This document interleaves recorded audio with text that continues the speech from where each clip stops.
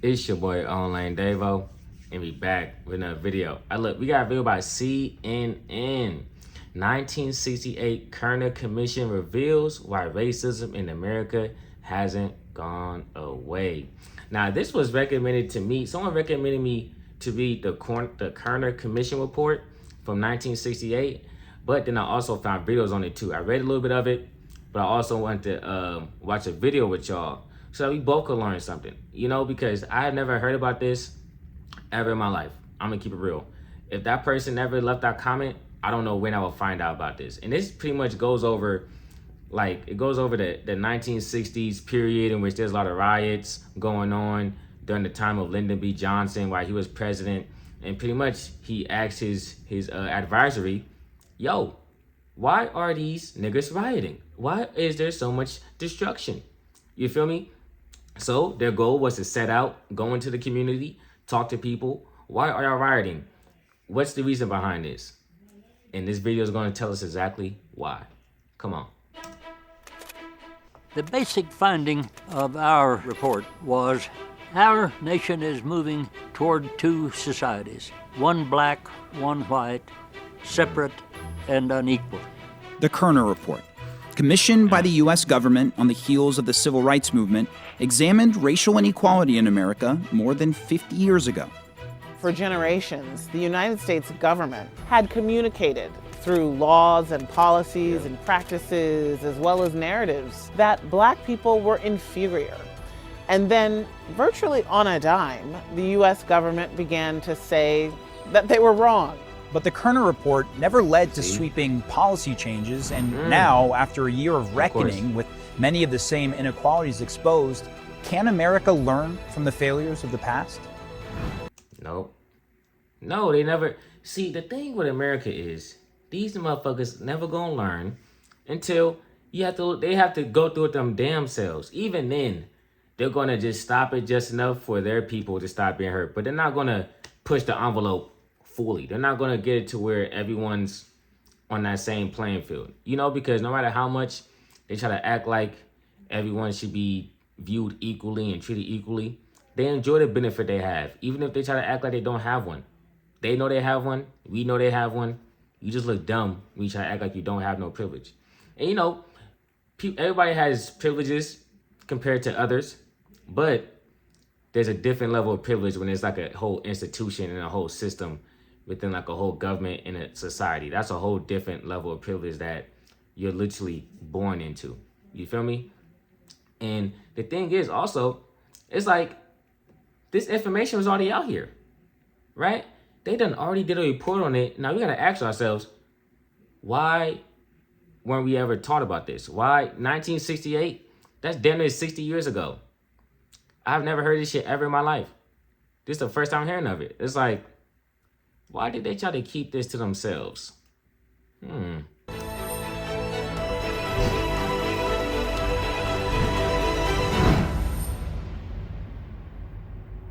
Pillage, looting, murder, and arson have nothing to do with civil rights.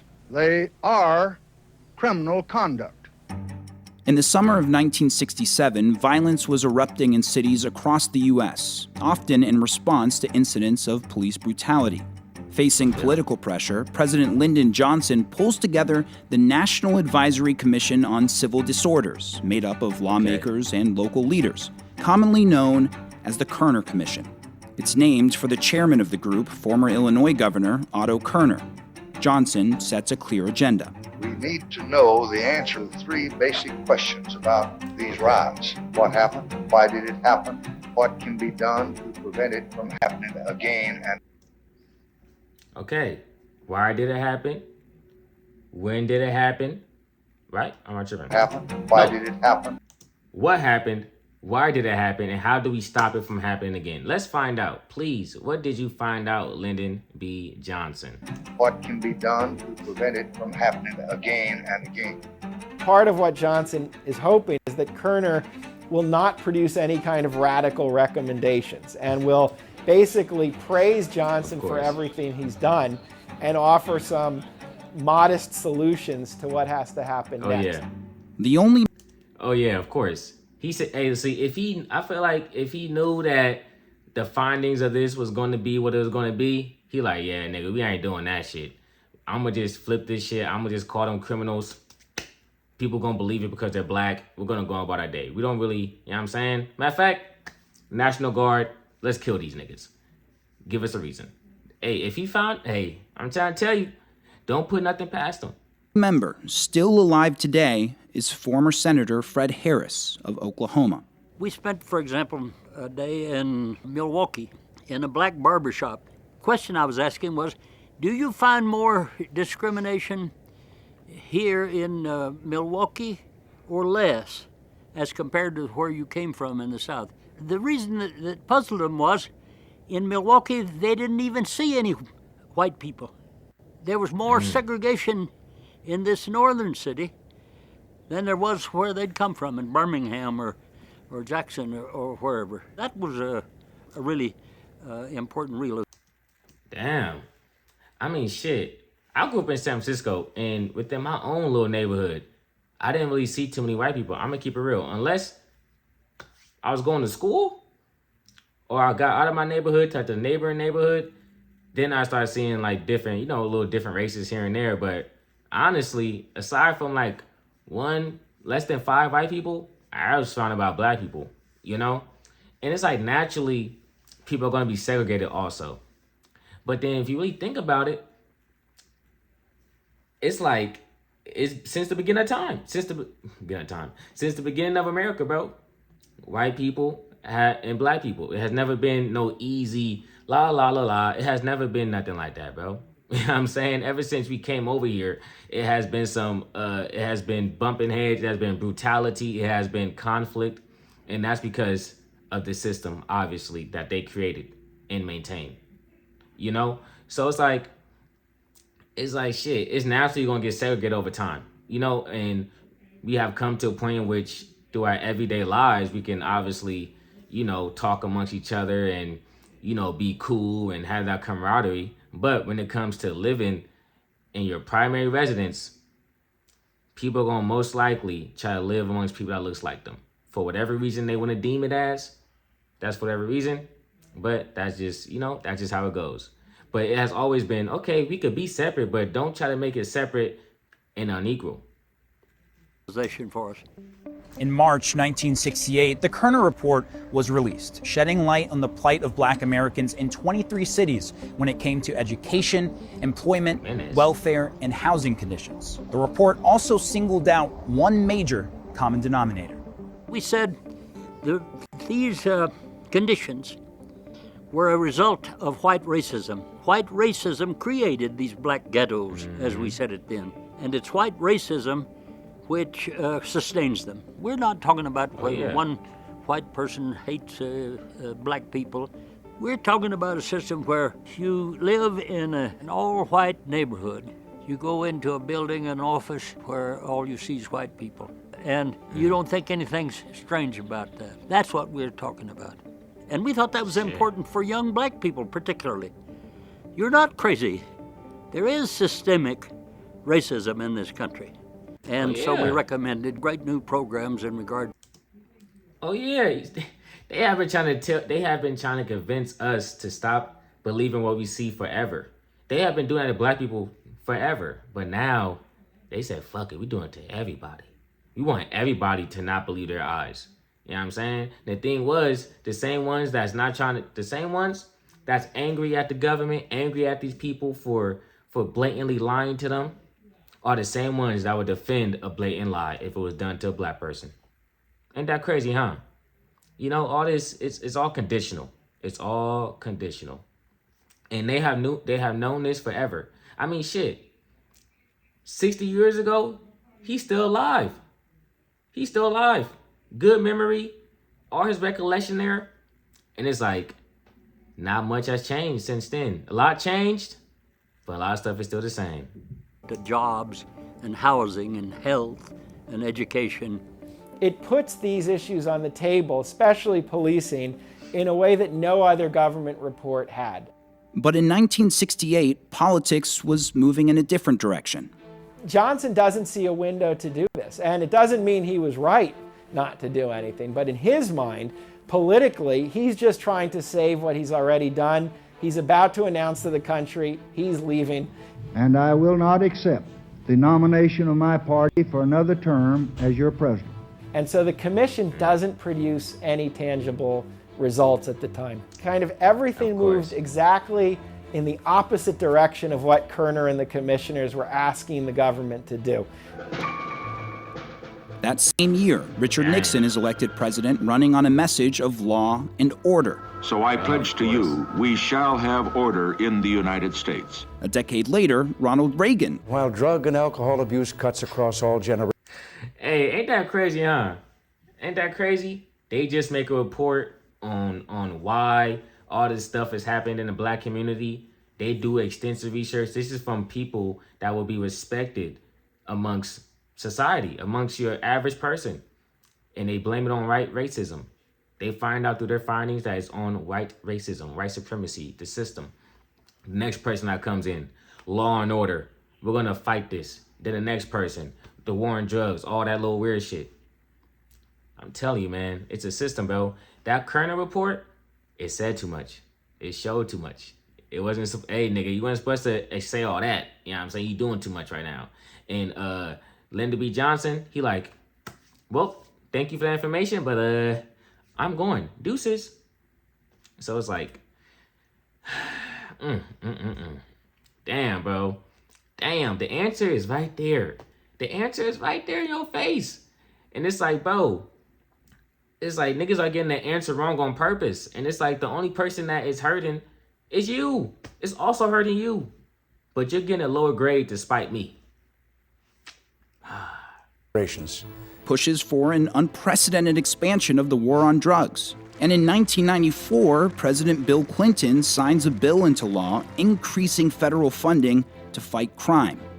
Never again should Washington put politics and party above law and order. The groundbreaking findings of the Kerner Report on racial disparities faded away into history. My father was a small farmer in southwestern Oklahoma. The way he heard the Kerner Report was something like this. Mr. Harris, out of the goodness of your heart, you ought to pay more taxes in order to help poor black people who are rioting in Detroit. And my father's response to me was something like, to hell with that, I'm already paying too much tax and getting very little out of it. The thing I really believe in. Who fault is that, my nigga? Who fault is that? You know what I'm saying? It's like, okay, start talking. Man, oh man. Everybody does better when everybody does better. That did not. Ooh. Everybody does better when everybody does better. I mean, it's simple, yet elegant. Yet it makes perfect sense. Everybody does better when everybody does better. That's what they don't get though. You know, because as long as I'm doing good, as long as I'm doing better than you, we good. You don't even gotta be at you're not at your max potential, but you just want to be better than that person. Their max potential is 50%. You just want to be 60%. You don't want to reach your 90, your 100. You know? And that's it's something from within, you know? It's something that you're also taught it. You're taught it, and sometimes you can't unlearn it because you're not born with it, but it attaches, that mindset attaches to something within you that you got to figure out how to get it off you. And that mindset of not caring about other people. That's the mindset I'm talking about. Get out right away. The Kerner Commission came at a time when the very brief window that had been forced open by the courageous sacrifice of civil rights movement activists was beginning to close in terms of the popular white tolerance for progress on racial justice and civil rights. The biggest impediment to our progress is a zero-sum worldview, and that's the idea that progress for people of color has to come at white folks' expense. These divisions are our greatest Achilles heel in the United States. I mean, shit. The whole Confederacy shit. Now we know it was about the Civil War is about a whole lot of other stuff. But nigga, the North is like, yo, them slaves, y'all gotta cut that shit out, man. And the South is like, nah, nigga, this how we eat. You know what I'm saying? But they're not even thinking about us as humans. They're thinking about us as machines. So then it's always been like that. You know what I'm saying? When you're benefiting off of the back of someone, once you can't benefit off of that person as much as you used to benefit off them, it's gonna feel like you're getting left behind. It's as simple as that. United States. In order to address those divisions, 2 Democratic lawmakers have proposed another commission on racial inequality. This one, the U.S. Commission on Truth, Racial Healing, and Transformation. But what could be different this time around is that it's focused on grassroots efforts at the local level within the community. Truth, Racial Healing, and Transformation isn't a program. It's a frame to look at the problems that exist in our world. And so the healing process is really about bridging between groups that don't see one another as in one another's humanity. In over a dozen communities around the U.S., local... It's about healing and educating. Dropping your ego, dropping your pride, and looking at it from it's bigger than you. It's bigger than you as an individual. But that doesn't mean that you're also not participating in it. You feel what I'm saying? Like, you can speak out against it, even if you don't speak out against it on public. You could do it in private against someone who try to say some weird stuff. Excuse me. You could correct them, but you choose not to keep the peace because you don't care enough to correct them. You know what I'm saying? I'm correcting niggas. Fuck it. Leaders are using this framework to find solutions. And in Flint, Michigan, organizer Isaiah Oliver says it's changed the way his community approaches issues around race. Instead of me moving to judge you when you say, let's defund the police, if I move to wonder because I care enough about you as a person, the person that I've broken bread with, the person that I've shed a tear with, the person that I understand that lifelong story that you've been holding on to, you finally shared it with me. If I can go back there as opposed to going back home and doubling down on whatever lived experience I have or whatever perspective I brought, that's a different frame and a different place to start from. A commission in... They just be like, defund the police, what? But you gotta ask why. Why do they want to defund the police? What's making you say that? Just like with the Kerner Commission. You know what I'm saying? They found out the reason why. The reason was was because of them. It was because of them and the system that they had in play. They didn't like what they saw. So they went with their own narrative. They just did enough shit to suppress the information. But, that's why we have historians. That's why we have YouTube. That's why we have older people who was alive during that time. It wasn't that long ago. Remember that. They try to make you forget that, but it wasn't that long ago. So it's like, the answers have always been there, bro.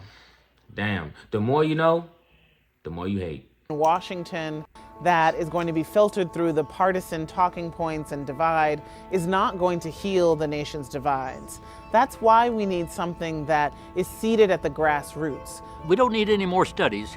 We know what needs to be done, and we know what the facts are. It doesn't do any good to yell at people about do the right thing. We have to get people to see their own self-interest in this.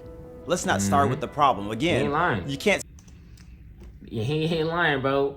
At this point, if you try to market anything as, yo, this is to help black people because of their injustices that were done to them from this country and this government, people are going to view it as, whoa, hey, no, we can't have that. No, this down the third, I got my dog, I got my kid, need this and that. They're gonna be like, fuck it, I don't care. But if you make it to where they benefit from it, or they can see their benefit in it, they're gonna hop along with it. That's just how it is. You know what I'm saying? Even if we benefit the least from it, but I guess that's kind of how they got it set up. It's got to that point in which if they don't benefit the most, then it's like, we ain't doing it. You know what I'm saying? And even if they don't benefit the most, they try to demonize it so that, oh man, these people, bro, moving on a string. They're all moving on a string. Start in the middle. You gotta start at the beginning. We're not fixed. We are still broken and we still have a need to heal. Damn right. Damn RP George Floyd, man. Hey, honestly, bro, I definitely learned some new stuff though. I definitely learned some new stuff, and it's interesting because, like I said, it's the information's out there. It has always been out there, and to see them like find out the answer, and then they're just like, bro, Lyndon B. Johnson just like, I'm gonna leave, and y'all do what you want to do with that information, but I'm gonna head on out. And then next you know, we got Nixon, and then we got Reagan, and then we got Clinton, and it has all gone downhill since then. You know, and there's people out there who don't know this even exists. I didn't know it exists. You might have not knew it exists. Or if you find this, you probably did know it exists. And how the fuck you find my video? Nigga, that's weird. Now I'm playing. But the point I'm trying to say is, bro, is that, man, just keep educating yourself. Keep educating each other. And honestly, the more you know, it's harder. It makes it harder for you to be misled and to fall into the propaganda and to not see it for what it is. You know, ignorance definitely is bliss, but if you black and you ignorant, I suggest you open up a book and get started, bro. I'm gone. Peace.